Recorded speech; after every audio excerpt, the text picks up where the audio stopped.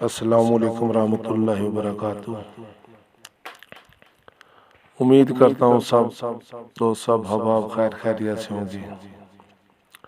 آج پھر میں آپ لوگوں کے لیے چند حدیث لے کر آیا ہوں۔ حدیث سنیے گا۔ حضرت عمر رضی اللہ تعالی عنہ سے روایت ہے کہ رسول اللہ صلی اللہ علیہ وآلہ وسلم نے ارشاد فرمایا، خطاب کے بیٹے جاؤ، لوگوں میں یہ اعلان کر دو کہ جنت میں صرف ایمان والے ہی داخل ہوں گے۔ حضرت ابو لیلہ رضی اللہ تعالی عنہ سے روایت ہے کہ نبی کریم صلی اللہ علیہ وآلہ وسلم نے ابو سفیان سے ارشاد فرمایا، ابو سفیان تمہاری حالت پر افسوس ہے، میں تو تمہارے پاس دنیا و آخرت کی بھلائی لے کر آیا ہوں، تم اسلام قبول کر لو، سلامتی میں آ جاؤ۔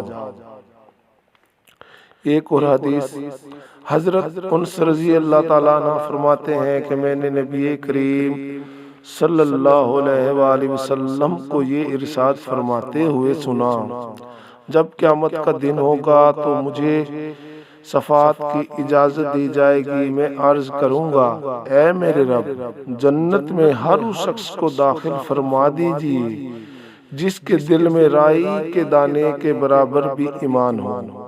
اللہ تعالیٰ میری اس شفاعت کو قبول فرمائیں گے اور وہ لوگ جنت میں داخل ہو جائیں گے۔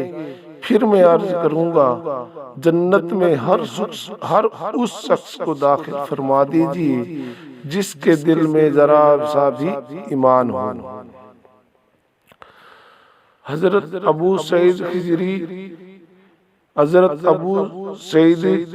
خضری رضی اللہ تعالی عنہ سے روایت ہے کہ نبی کریم صلی اللہ علیہ وآلہ وسلم نے ارشاد فرمایا، جب جنتی جنت میں اور دوزخی دوزخ میں داخل ہو چکے ہوں گے تو اللہ تعالیٰ ارشاد فرمائیں گے، جس کے دل میں رائی کے دانے کے برابر بھی ایمان ہو اسے بھی دوزخ سے نکال لو۔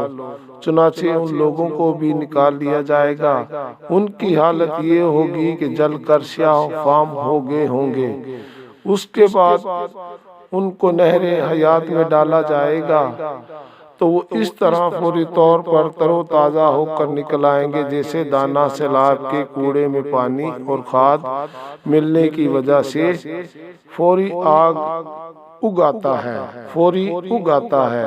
کبھی تم نے غور کیا ہے کہ کیسا زرد بل کھایا ہوا نکلتا ہے؟ اللہ تعالیٰ ایمان کی توفیق عطا فرمائے۔ اسلم